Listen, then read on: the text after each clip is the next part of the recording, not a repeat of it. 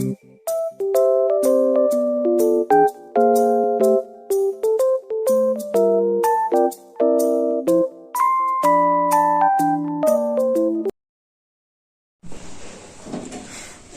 Kak, izin meminta waktunya sedikit. Saya ingin bertanya mengenai nama alat yang di depan ini apa, terus fungsi dan prinsipnya itu apa, jenis sampel yang seperti apa yang bisa diuji, terus berapa banyak sampel dan cara kerjanya seperti apa Kak? Untuk teman-teman dari farmasi ya.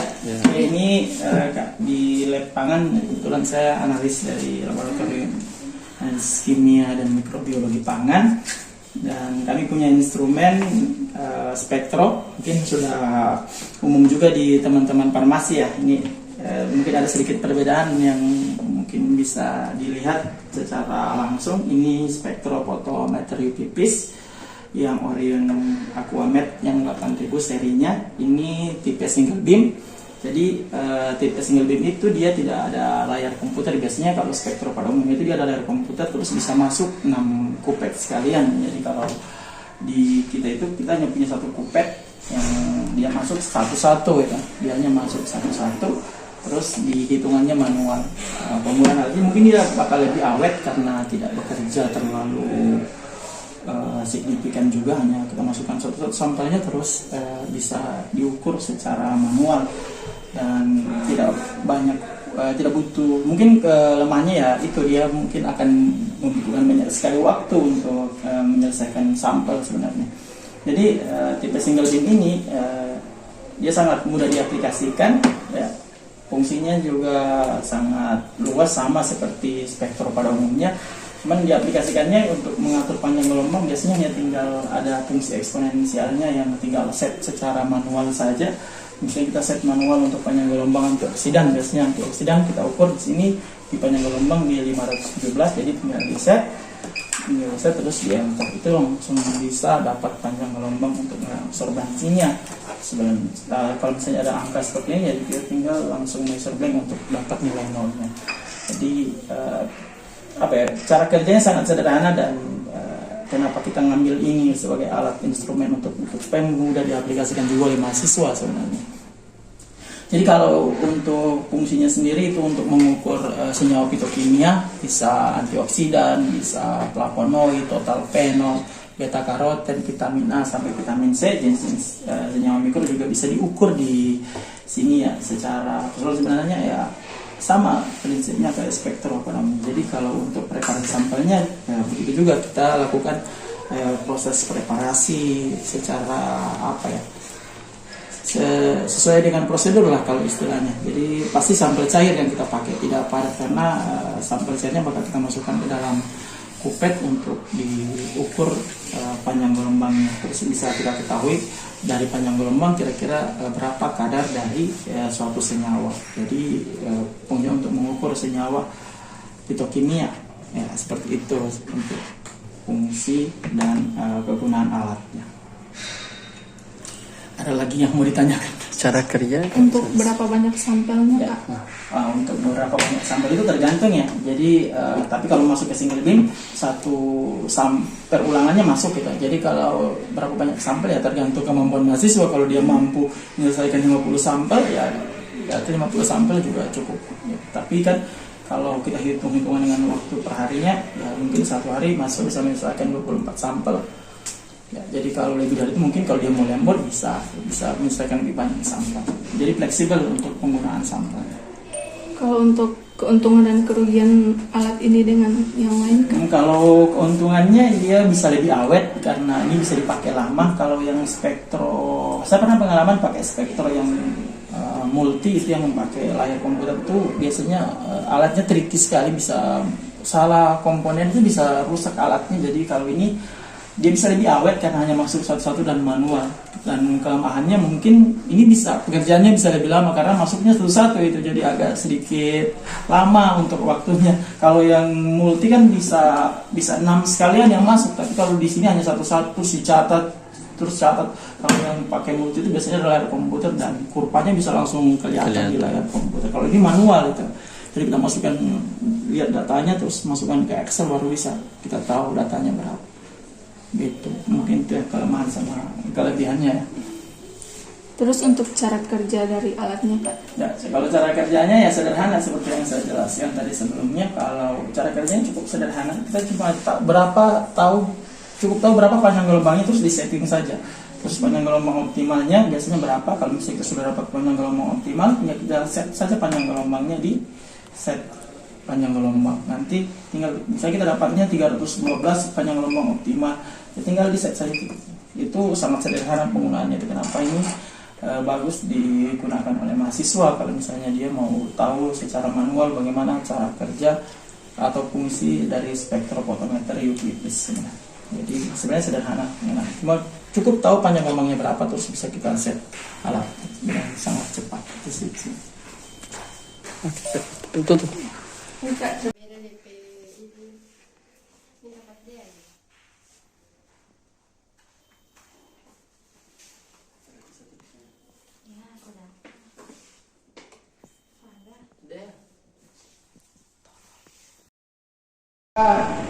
Namanya Soprok, seri terbaru dari Ujilemak. Kalau Ujilemak yang manual handling biasanya namanya Soklet, itu yang biasanya instrumen kaca yang dipasangannya manual. Kalau ini tidak, ini seri terbaru dari Ujilemak namanya Soprok Opsis Liquid. Dia pengerjaannya sangat cepat terus optimal. Jadi semua rangkaian uji lemak itu bisa diselesaikan dalam satu alat. Kalau yang Soklet itu biasanya kita keringkan lagi di dalam oven. Kalau tidak, proses pengeringannya sudah bisa langsung dilakukan di dalam. Ini seri terbaru uji lemak dan alat yang sangat bagus kalau di ilmu pangan sebenarnya untuk uji kimia. Jadi ini biasa digunakan untuk analisis lemak, biasa di lemak pangan atau lemak makanan. Ya, kalau kita mengukur itu atau di lemak di mana sampai apa, yang penting masih ada kadar lemaknya, daging bisa kita uji lemaknya menggunakan alat ini. Jadi fungsinya ya untuk mengukur lemak di suatu produk ya. Sebenarnya fungsinya nomor satu mengukur lemak. Dia juga bisa ekstraksi sebenarnya. Dia punya fungsi lain untuk ekstraksi minyak dari, contoh seperti kita mau ambil minyak sirih, kita ekstraksi pakai ini bisa. Jadi dia punya prinsip yang sama rotary evaporator. Cuma kalau rotary evaporator kan yang satu saja kan, ini kali ini bisa 6 sekali ya. Tidak ada ininya, ini kap lemaknya nanti caranya nanti kap lemaknya diletakkan di dalam sini ya. Cara kerjanya nanti kap lemaknya diletakkan ke dalam sini, terus dimasukkan ke dalam ya. Tapi catatannya kan ini saya hanya masukkan satu ya, harusnya ada sana yang lainnya. Itu dimasukkannya harusnya 66 ya, 66 sekaligus. Jangan dimasukkan sebisa mungkin masukkannya 66, jangan satu-satu ya. Jadi kalau sudah masuk 66, saya kasih contoh saja ya, nanti masukkan ke dalam sini terus ditutup. Jadi fungsi lain dari alat ini setelah kita preparasi sampelnya sudah siap semuanya, kita lakukan settingan di sini. Ini settingan otomatisnya. Kalau yang Soklet manual itu biasanya tidak ada settingannya. Ya paling settingannya hanya pemanas doang, tidak ada jenis pelarutnya apa. Itu biasanya kalau kita menggunakan Soprok, dia sudah ditentukan kira-kira jenis pelarutnya apa, suhunya berapa, waktunya berapa menit. Terus itu bisa mempermudah proses dari uji lemak sendiri sebenarnya. Jadi kalau kita mau uji lemak misalnya, jadi kita lakukan setting. Kalau misalnya kita lakukan pelarut N-heksan, berarti kita lakukan pelarut N-heksan, berarti kita pilih N-heksan. Di sini ada pilihan menu N-heksan. Nah, kalau misalnya kita mau menggunakan pelarut yang lain, maka pilih saja sesuai dengan pelarut yang kita punya. Misalnya N-heksan, metanol, terus ada tolon, ada powder, ada aseton. Jadi bisa variasi untuk jenis pelarut lemaknya, tergantung kita menggunakan pelarut apa. Jadi ada ketentuannya. Jadi jenis pelarut itu ada ketentuannya. Misalnya N-heksan ya, dia ada ketentuan dari suhunya. Jadi suhu boilingnya itu bisa hanya sampai 165 derajat Celcius. Tapi kalau metanol dia bisa lebih dari 200 derajat Celcius untuk suhu pemanasannya. Jadi ada ada ketentuan-ketentuan suhu yang harus digunakan ketika kita melakukan ekstraksi menggunakan jenis pelarut yang beda-beda. terus ada set boilnya itu berapa menit. Kalau misalnya umum dipakai itu 20 menit untuk set pemanasannya, ya, set pemanasan 20 menit. Terus ada set reduce itu untuk mengembalikan bahan kimianya kembali ke sini. Terus ada range, ada pembilasan dilakukan di dalam semuanya. Kalau yang coklat biasanya pembilasannya di luar, ambil terus disalin lagi. Itu kalau di sini tidak dilakukan secara otomatis untuk pembilasan. Ada pemulihan, jadi pendinginan untuk pen bawahnya. Terus ada set drying time-nya itu kayak pengeringan untuk labu lemaknya dilakukan sekalian di dalam. Jadi sangat optimal penggunaan itu dan sangat cepat. Kalau coklat biasanya sehari kita hanya dapat 6, kalau ini sehari 24. Itu perbedaannya. Jadi efisiensi waktunya sangat jelas sekali ya. Kalau coklat 6 saja itu sudah 6 jam sehari, jadi kayaknya itu bakal lama penggunaannya. Kita hanya 24, tidak sampai sehari malah. Itu paling 12 jam kita bisa 24 sampel yang bisa diukur dalam. Nah, kalau misalnya sudah ready begini, kita tinggal lakukan. Berarti sudah set semua programnya, jadi kita tinggal tekan start. Jadi begitu cara kerja alatnya. Tapi yang harus diperhatikan kalau kita menggunakan alat ini, di sini ada namanya kondensor ya. Ini untuk punya fungsi untuk mendinginkan labu di dalamnya biar tidak overheat dan pecah. Jadi fungsi kondensor itu sebenarnya semua kondensor punya fungsi yang sama, itu mendinginkan. Dan kan secara otomatis oleh alat. Di sini ada pasangan alatnya namanya chiller atau pendingin. Biasa dia akan mengalirkan air dingin itu ke kondensor biar nanti suhu di dalam juga tetap stabil. Jadi begitu cara kerja. Jadi pastikan chiller dari alatnya menyala untuk memompa air untuk mendinginkan kondensor, sehingga proses pemanasannya atau proses ekstraksi dari lemaknya itu berjalan dengan optimal. Begitu cara kerja alat. Kan dari segi keuntungan dia lebih efisien, lebih waktunya itu lebih cepat. Nah, kira-kira kalau kekurangan dari alat ini sendiri itu apa dibandingkan alat lain? Kalau kekurangan dari alat ini sebenarnya lebih ke perawatannya saja sih, karena dia butuh perawatan ekstra ya. Karena kalau kita salah sedikit saja itu, kalau bukan motherboardnya rusak, ininya pecah. Kalau ini pecah, harganya ya mahal, bisa 26 juta satu set alatnya. Kalau soklet biasa paling ada 100 ribuan gitu, yang tinggal dibeli, lalu alat sebelah dibeli, dipasang, kita bisa dapat itu secara secara mudah di toko-toko online kalau kita dapat yang. Tapi kalau ini pecah, kita harus beli ke vendornya dari Swedia. Jadi ini kita adakan dari Swedia, jadi kita pesan langsung dari Swedia alatnya. Dan kalau misalnya ada masalah sedikit saja, dan itu bisa sangat fatal ya. Perawatannya juga sangat mahal. Nah, kemarin kita sempat memecahkan satu cupnya dan kita harus beli set cupnya 6, dan harga per cupnya itu sekitar 6 juta kan. Jadi kita harus beli sekitar 26 jutaan lebih untuk satu set 6-nya. Dan kemarin juga sempat ada mengalami kendala di motherboardnya, itu tidak bisa menyala dan rusak, sekali servis 15 juta. Itu mungkin yang bisa kelemahan dari alat. Jadi butuh penanganan secara efisien juga. Jadi itu kenapa mahasiswa kalau menggunakan alat ini saya sering awasi langsung, karena sangat bahaya kalau mahasiswanya tidak ada pelatihan secara langsung tentang penggunaan alatnya, terus menggunakan alatnya secara sendiri. Itu sangat tricky juga buat saya, karena mesti bisa dipakai mahasiswa lain sudah dirusak oleh mahasiswa yang lain kan, saya juga kan gitu. Mungkin itu kalau kelemahannya. Ada lagi? Aman ya? Oke. Dosen dari farmasi yang lain. Jarang dosen dari farmasi. Siapa dosen dari farmasi yang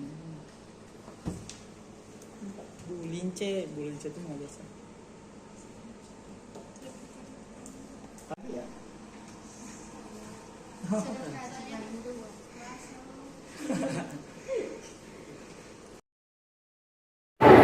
Jadi alat ini adalah alat sertifikasi di mana misalkan sel darah sama sukanya, misalnya dalam penelitian mikrobiologi itu biasanya dipisahkan antara residu sama filtrnya. Jadi misalnya saja pada praktikum yang sering dilakukan itu farmakologi. Jadi pada dasarnya darah yang dimasukkan ditambahkan dengan TCA. Yang dalam bentuk membantu pada saat proses sentrifugasi dia akan diendapkan protein atau makromolekulnya.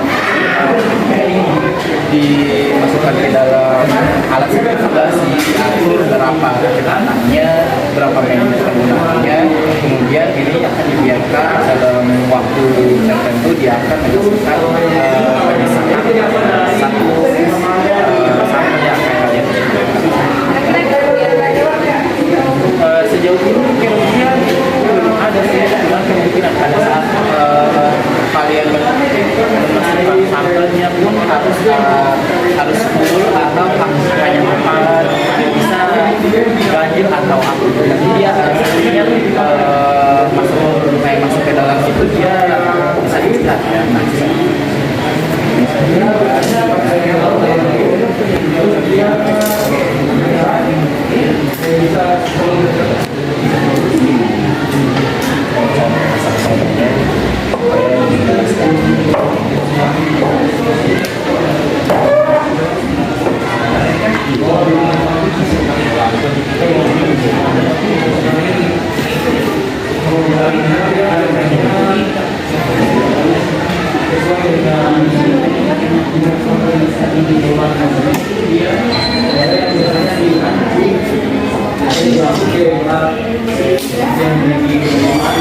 Ini bisa dilihat ya. Jadi kalau misalnya dalam untuk memasukkan sampel dia kalau misalnya cuma 4, jadi dia ada lewat dua,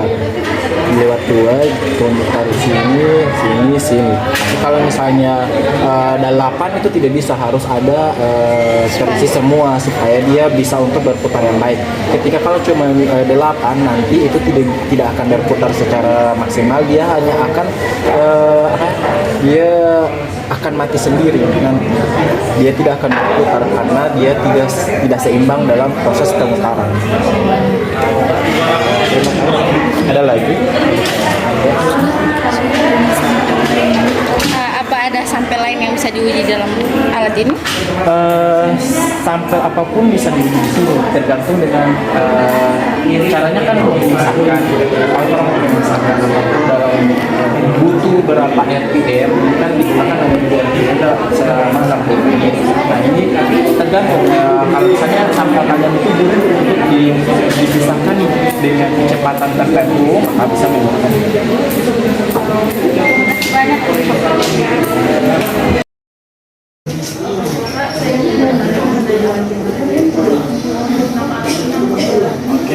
Alat yang ada di depan kalian ini namanya alat fungsi alat ini untuk mengukur titik didih maupun titik lele dari suatu sampel.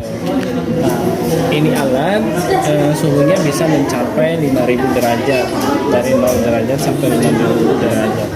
Jadi fungsi alat ini untuk mengukur titik didih maupun titik lele dari suatu senyawa kimia pun sampel, bisa dari ekstrak kental bisa, atau bahan-bahan kimia bisa terukur titik didihnya maupun titik lelenya.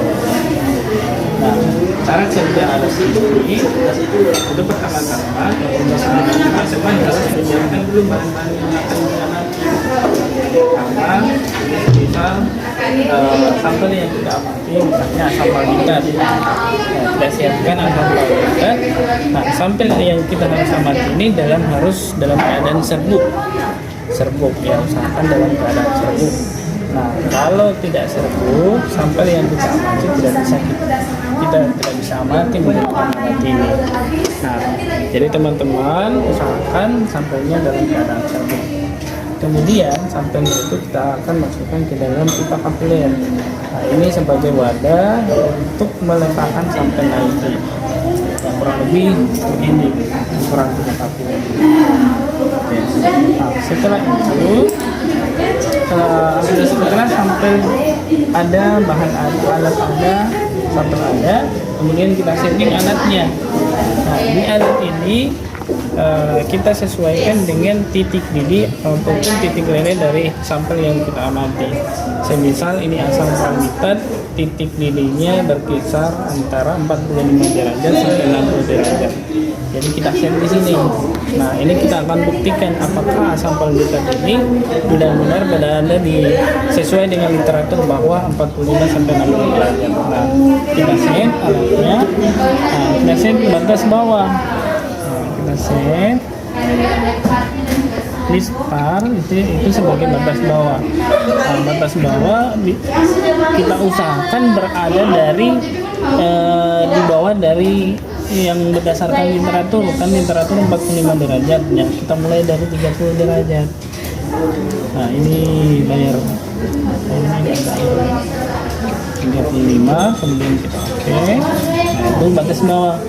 Kemudian batas atasnya kita lebihkan dari si ini standarnya di literatur, misalnya asam palmitat sampai 60 derajat, kita lebihkan sampai 70. Nah, 70 derajat. Oke. Nah, setelah jadi begini, ada batas atas, batas bawah. Nah, kita panaskan alatnya sampai di 35 derajat ini semua. Nah, setelah 35 derajat, sembari menunggu itu, teman-teman memasukkan sampel ke dalam pipa kabel yang tadi.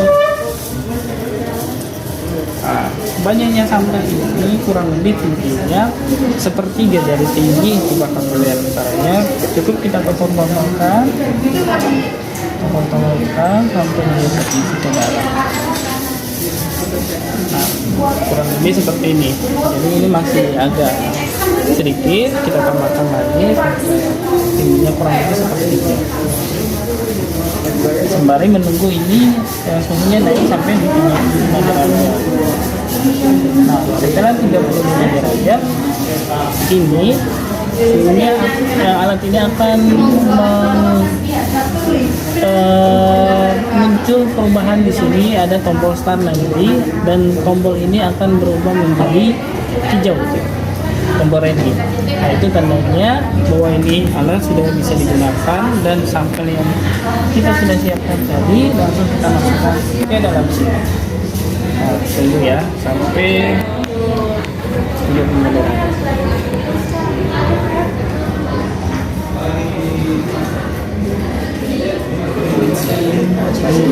Ini bisa kalau memasukkan sampel ini bisa dibantu dengan bantuan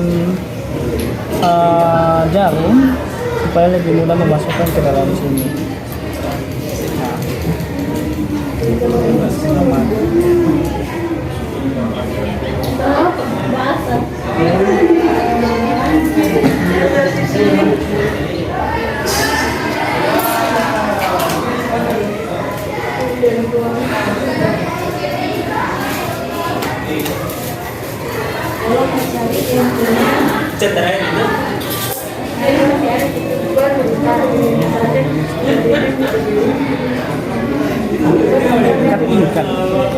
Setelah sampelnya kurang lebih sudah seperti itu dimasukkan ke dalam dan alatnya sudah menunjukkan 35 derajat dan tombol ready sudah siap, maka sampel kita akan masukkan ke dalam sini.